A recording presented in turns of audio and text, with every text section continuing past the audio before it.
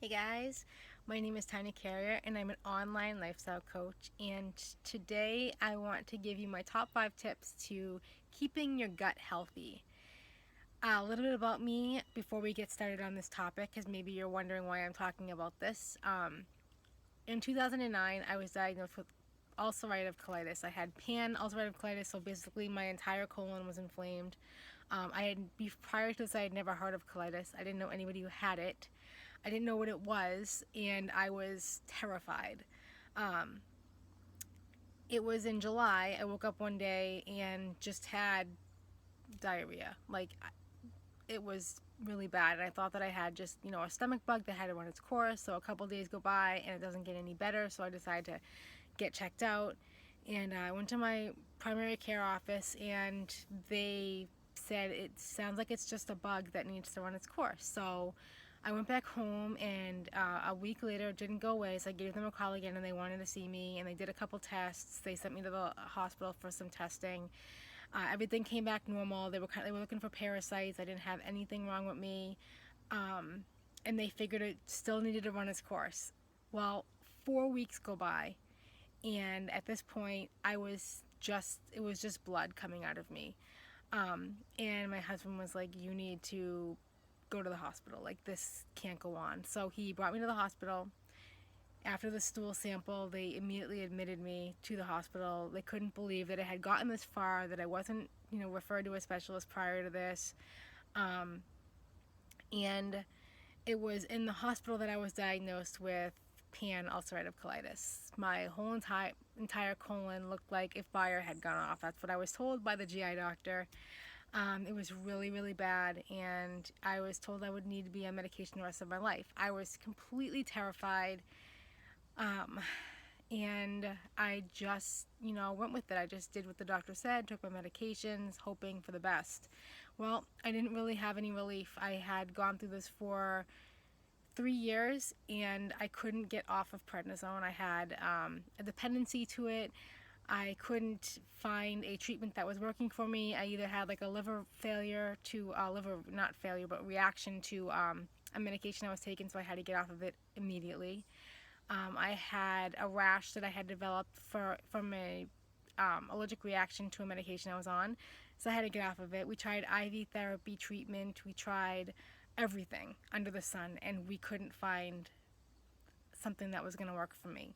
So I was given an ultimatum in 2012. I was told, either do trial treatments. I could drive an hour and a half. I think it was might have been 2 hours from my job, or I could have my colon removed. And he was really pushing for me to have the colectomy because he said that it would just make my life so much easier. I wouldn't have to worry about all of this. I wouldn't have to worry about running to the bathroom a million times a day. It just would simplify my life. And I wasn't really ready for that. So I decided to stop seeing my doctor and to just start doing research on my own because I was convinced that I could cure myself. Like I was completely convinced and determined to do that. So that's exactly what I did. I did a ton of research. I've still been researching since then. So it's been about 5 years now that I've been doing all kinds of research. And I've been in remission for 4.5 years now. So that's why I talk a lot about my gut health on here, the things that I do every day. Still taking supplements. I haven't been on medication since 2013. And I like to share whatever I find with you guys because I find what works for me and I give you guys that information. Now, everything it doesn't work for everybody. Everybody's body is different. Everybody responds to different things. But a lot of these things are kind of common ground. The things that I'm sharing with you are common ground and help most people who have digestive issues. So, the first tip that I want to share with you guys is to incorporate fermented foods in your diet. What are fermented foods? They're things that have live culture, like live bacteria in them. Things like kefir, Kefir, kombucha, pickles that say live. I've actually never seen these, but they say that these are out there. So you can get pickles if you like pickles, but they have to say live on the bottle. Miso. I used to make miso soup a lot. Tempeh, kimchi, and yogurt. One thing about me is I absolutely do not like yogurt. I don't like anything sour. This was a really hard pill to swallow when I decided that I was going to incorporate it in my diet. I went to the kefir. You can buy it flavored. It's It's usually in like Whole Foods or a store like that. I don't know if it's in a regular grocery store or not, but you can check. It's in the refrigerated section. And I would add it to my smoothies. So I would, add fruits and ice and milk and almond milk, things like that to dress it up because I couldn't drink it straight. Just I did not like the taste, but I was willing to do anything I could do to get into remission. So this was a big part of what I did.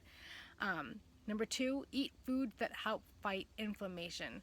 You can Google this, foods that help fight inflammation, and it'll tell you all the foods that will help you guys. So things like omega-3s and salmon, beets, celery, pineapple, green leafy vegetables, and bok choy, to name a few things that I'm always eating in as a part of my diet every day. Number three is take a good probiotic with a lot of strains. So it'll say like 15 strains or whatever it says in the bottle. Make sure it has at least 14 strains on it. You want to make sure that you're getting a strain for what you have in your body, what problem that you're fighting. So like colitis, there's certain strains that help to fight colitis. So you want to make sure that you're taking something with those strains in it. And billions of CFUs. So you'll see like 100 billion CFUs is what I took.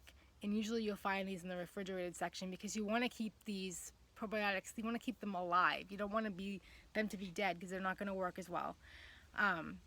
Number four is use antibiotics only when absolutely necessary. Like if you're fighting something and you absolutely could take something else instead of an antibiotic, then do not take it because it kills the good bacteria in your body that's used to fight off the infections, and you definitely don't want to be doing that. And if you are taking antibiotic, you want to make sure you're upping your probiotics because that's going to help counteract that. And the fifth tip that I have for you guys today is to reduce stress. And you're probably thinking, well, that's, a no-brainer, but how do I do that, right? Well, some things that I was told to do is yoga, which I do not find calming because my brain never stops thinking. Like I try to get into that mood and I'm thinking about a million things and I don't really find that it helps with my stress. But reading audible and listening to audible books on positive development, personal development, and positive affirmations, or positivity or anything like that really helps me to get in a good mood and forget about the things that I'm stressed about. Meditation, things like that, getting into a quiet place, removing yourself from a stressful situation if you need to. One reason I wanted to pursue this business was because my workplace was pretty stressful. I mean, I was diagnosed with colitis the year that my company went through a huge layoff. It doesn't seem to be coincidence to me, right? Your body, when you're under stress, all these things can start happening in your body.